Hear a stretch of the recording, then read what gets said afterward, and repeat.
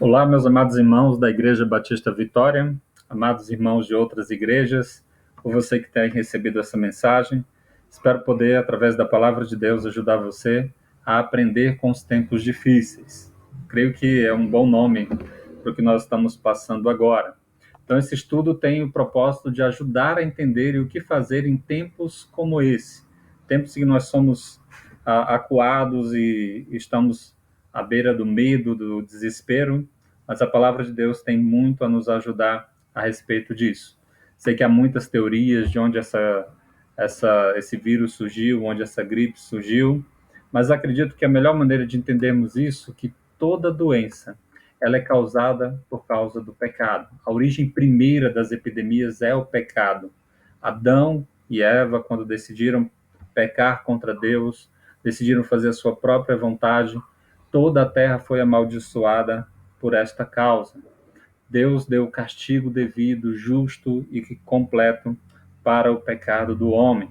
E o homem viveu assim em pecado, necessitando se religar a Deus para a honra e glória do seu louvor.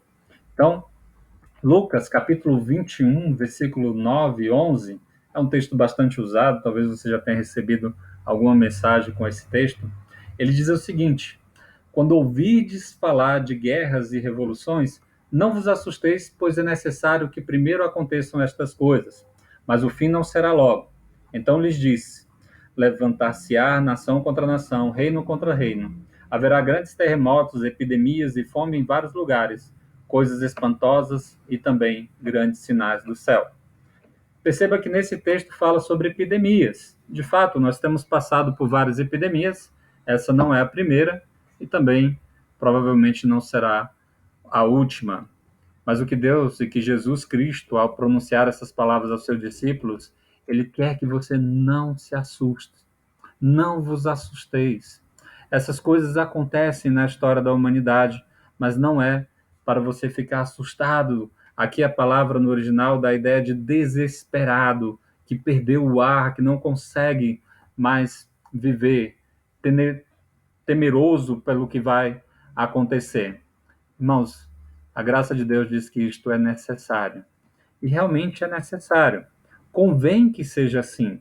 Convém que estas coisas aconteçam. Primeiro, para que se cumpra as profecias de Jesus, o Deus encarnado, que deu essas mensagens para que nós pudéssemos entender.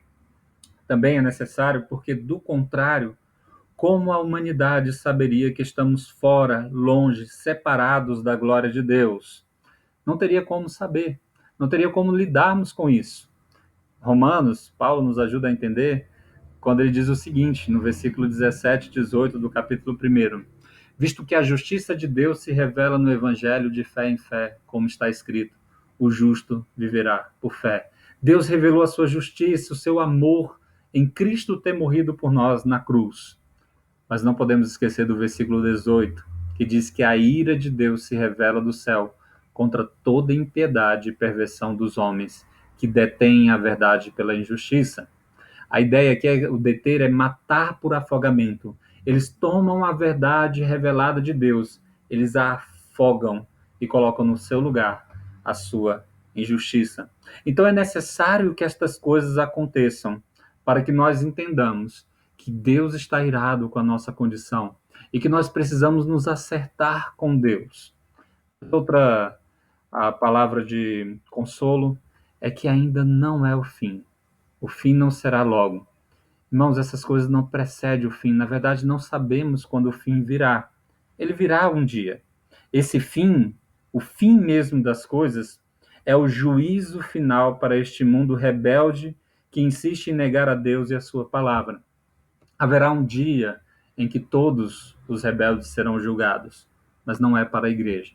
A igreja será arrebatada e será poupada do fim, uma vez que toda a nossa condenação, toda maldição, nós recebemos o perdão em Cristo Jesus. Jesus Cristo levou sobre ele todos os nossos pecados e todas as nossas maldições. Então, permita dar a vocês 3 lições. Tem muitas lições que nós podemos tirar desse momento. Gostaria de trabalhar com 3 hoje. Espero que isso ajude você. A primeira lição, irmãos, é que esses tempos é sinal do juízo de Deus, como nós vimos no versículo que nós acabamos de ler em Romanos capítulo 1. Há uma ira de Deus que é revelada. Deus está irado com esse mundo. Ele está irado com a pecaminosidade do mundo por abandonarmos a verdade dele quando falamos de maneira genérica, de maneira geral, que toda a humanidade tem abandonado sistematicamente a Deus. Mas esta ira e esta condenação, esse juízo de Deus, é ao mesmo tempo a graça de Deus se manifestando. Ora, como nós saberíamos que estamos no caminho errado se não houvesse alerta para nos mostrar?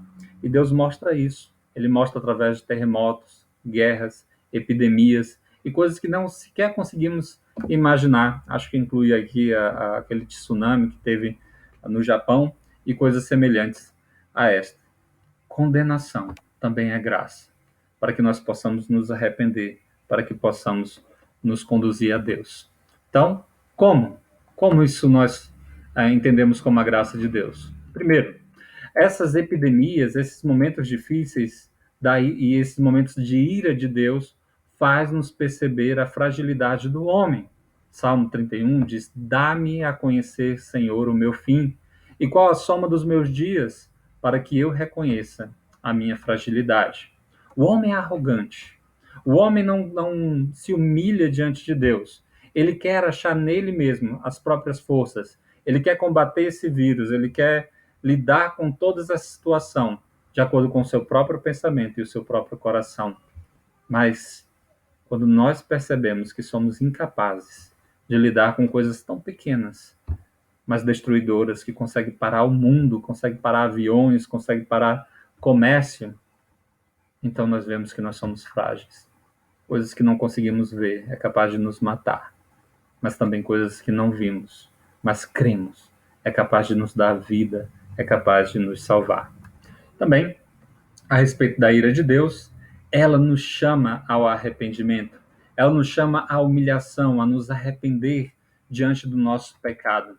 Em 2 Crônicas, capítulo 7, versículo 14, quando Deus estava falando com o seu povo, aqui no caso Israel, ele disse: se o meu povo que se chama pelo meu nome se humilhar e orar e me buscar e se converter dos seus maus caminhos, então eu ouvirei dos céus, perdoarei os seus pecados e sararei a sua terra. Irmãos, é o mesmo Deus. Nós servimos o mesmo Deus. Se nós nos humilharmos, nós orarmos, nós buscarmos a Deus, nós nos convertermos dos nossos maus caminhos, Deus nos ouvirá, Deus perdoará os nossos pecados e nos sarará de toda maldade e de qualquer epidemia. Ele vai sarar a nossa terra. Segunda lição, irmãos, que nós tiramos desse momento difícil é que a igreja precisa despertar. A igreja precisa dar uma chacoalhada, acordar, se movimentar. Porque nós estamos, muitas vezes, nos acomodando a um bom momento que nós vivemos, essa paz, esse momento que as igrejas funcionam bem, mas precisamos despertar, porque não vai ser tão fácil assim o tempo todo. Talvez não nessa geração, mas nós precisamos nos acordar. Precisamos dar importância ao culto. Acho que isso nos desperta. Acho que isso acorda. O quão importante é o culto. Cultuar a Deus. Mas quero até abranger mais aquele culto na sua casa, o culto no lar. Agora que você não pode ir para a igreja, que você está impedido de participar dos cultos, movimente mais a sua família para cultuar a Deus. Abra a Bíblia, ore, leia, cante hinos e cânticos espirituais ao Senhor, com sua esposa, com seu marido, com seus filhos, com seus parentes. Não pare de louvar a Deus. Todo ser que respira, louve ao Senhor. Mas também quero salientar a importância do culto na igreja. Agora vamos sentir falta daquele abraço, daquele irmão, daquela pregação, daquele estudo bíblico que nós temos em comunhão, daquele momento em que nós podemos abraçar uns aos outros. Dê valor, dê valor. Nós precisamos, às vezes, perder algo para podermos valorizar. Irmãos, não entre nessa de desigrejado, Não há como servirmos a Deus se nós não estivermos na igreja, fiéis ao Senhor. Também há despertar a igreja que a esperança está em Cristo Jesus. Muitos estão esperando uma vacina, um médico, a ciência, alguém anunciar uma maneira que vai melhorar a situação. Talvez aconteça, talvez não, mas nossa esperança está somente em Cristo Jesus. Cristo é a nossa esperança, é Ele que guarda o nosso fiel depósito. Então, deposite nele a sua fé e a sua esperança. Então, aprendendo com tempos difíceis, vamos falar agora do nosso terceiro ponto. Esse é um bom momento para orarmos mais e pregarmos mais a palavra de Deus. Irmãos, vocês têm orado? Você tem orado pela sua família, por você, pelos irmãos em Cristo Jesus, pela sua cidade, pelo seu país? Você tem orado pelo mundo inteiro diante dessa situação? Ore, busque mais a Deus. Se coloque seus joelhos no chão, ore por almas perdidas. E ao falar em almas perdidas, pregue a palavra de Deus. Fale que a esperança está em Deus. Mostre que Deus é o único que pode nos salvar. É o único que pode realmente resolver esse problema. Nenhum médico, nenhuma vacina trará paz a essa terra, mas o Evangelho de Cristo, sim. Permita-me mostrar alguns textos para vocês. Mateus 10, versículo 28 diz: Não temais os que matam o corpo e não podem matar a alma. Temei antes aquele que pode fazer perecer no inferno tanto a alma como o corpo. Então não tema esse vírus. Tema Cristo. Tema Deus, cuja sua alma está nas suas mãos. Creia em Cristo Jesus. 2 Timóteo, capítulo 1, versículo 10, diz: E manifestada agora pelo aparecimento de nosso Salvador, Cristo Jesus, o qual não só destruiu a morte, como trouxe à luz a vida e a imortalidade mediante o Evangelho. Não são vacinas que nos vão dar a imortalidade, não são médicos, mas o nosso Salvador, Cristo Jesus, que destruiu a morte de uma vez por toda na cruz. Então, pregue que a nossa esperança está em Cristo Jesus e no seu Evangelho. Para nós concluirmos, irmãos, permita-me fazer algumas aplicações para que você leve isso para a sua vida. Para ser mais exato, 4 aplicações. Primeira aplicação, irmãos, seja sábio. Seja sábio em lidar com esse momento. Ouça as autoridades. Não brinque com esse vírus. Ele realmente é perigoso para muitos parentes, principalmente aqueles que têm complicações na saúde ou que são mais idosos. Lave bem as mãos, respeite a quarentena, para que possamos usar de misericórdia e testemunho para esse mundo. Vamos ajudar a melhorar essa situação. Mas também não vos assusteis, não se desesperem, pois Jesus é a nossa salvação. Ele é o nosso Senhor e Salvador. Segundo, não julgue a Deus. Não ache que Deus é ruim ou que ele é mau em fazer isso. Ele é gracioso e misericordioso. Precisamos entender que não está nada bem. E se tudo estivesse bem, como buscaríamos a Deus? Esse é o momento de buscar a Deus. Não julgue a vítima. Alguns irmãos vão morrer por isso. Mas o que é a morte para um cristão? É lucro, Paulo já dizia. Ele estará no céu. Terceiro lugar, aproveite para meditar sobre seu relacionamento com Deus. Deus, eu estou bem com você. O Senhor tem recebido meu louvor e minha adoração. Eu preciso mudar alguma coisa na minha vida para me estar diante de Ti em santidade.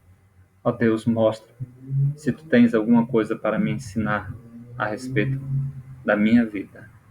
E por fim, irmãos, crie bons hábitos para você e para a sua família. Aproveite para cultuar a Deus, para celebrar o seu nome. Crie o hábito de ter cultos na sua casa, de abrir a Bíblia, estudar a palavra de Deus, ensinar, meditar. Ensine seus filhos a orar por almas, a orar por salvação. Deus abençoe sua vida. Deus abençoe a você e a sua família. Iremos passar por isso juntos. Iremos lutar, mas a graça de Deus é maior. A graça de Deus nos sustenta. Se Deus é por nós, quem será contra nós? E se o Senhor é meu pastor, não nos falta nada. Nós já temos tudo o que precisamos. Amém.